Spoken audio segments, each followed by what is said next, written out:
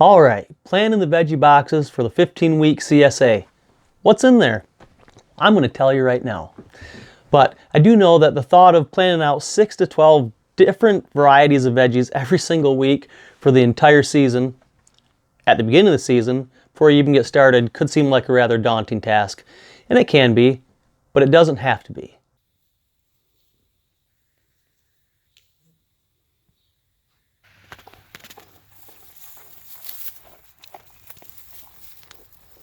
Now, how couldn't you smash the like button after seeing those goats?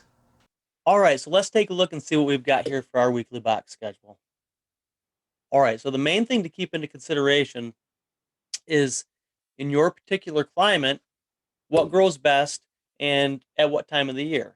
Meaning maybe you'll grow your cool season crops on the shoulder seasons at the beginning and at the end of the season, rather than in the heat of the summer, like your salad greens and whatnot. So let's see.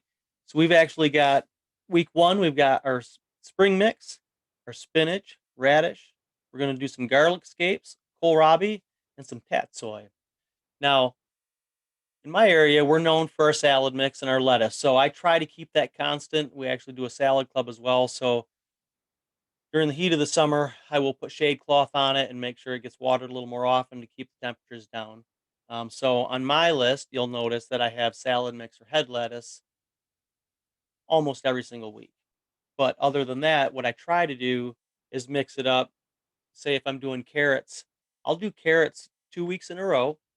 That way I can do half of the bed one week and half the bed the next week and then flip that bed. So you also have to keep in mind growing in succession. My lettuce is a good example of that, and the carrots as well. And you'll see that going through here. But typically, you want to switch it up. So you're going to have some vegetables the same from week to week, but not every single week. For CSA, you want to try to keep a variety there as we go through. You'll also notice, of course, in the very beginning of the season, you're going to have fewer. If you were to average ours out, I think we average out about 10 items a week, between 9 and 10 items a week. But the first few weeks, first couple weeks, we'll have about 6 items, and then we'll have 8 and 9. And as things come in season, we'll have more, of course, when the tomatoes and the cukes and the pickles and the squash all come on. But you can see we have ours all planned out here for all 15 weeks. This is what I do my crop planning calendar off from when it comes to when I'm going to plant and when I'm going to harvest my crops and when they need to be ready, so I can work right off from this. If you haven't watched that video, you're going to want to take a look at it. All right, so that's exactly what I'm going to have this week, every single week. We will have a couple additions to that. We're going to be trying a few things that we haven't grown before. But that's what we're going to have for sure every single week, given we don't have a major crop failure, which is always possible.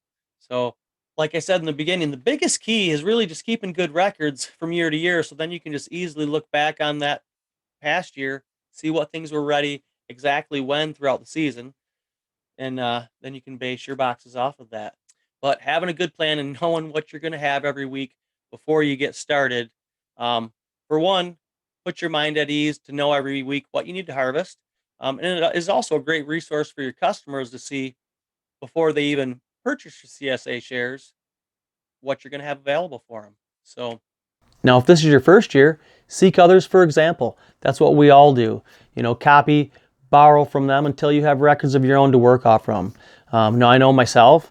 I read The Market Gardener by J.M. Fortier and The Urban Farmer by Curtis Stone. And those both have great resources as far as crop planning and what's ready when and how much you can get off your beds. So, I used resources like that starting out until I had my own records and could create my own specific to my context. I still follow those guys, as well as Farmer Jesse and Josh Satin of No-Till Growers, Connor Crickmore of Neversink. Those guys all have great resources available. So feel free to back this video up and screenshot it if you want it. And now that you have that, you can create your own planting and harvesting calendar, and you can start growing food and feeding people right along with me. Now, if you want to see how to use Google Calendar to set it up, just watch this video here. Yeah! Now, I used last season's Now I used last season's harvest and CSA records to easily put our...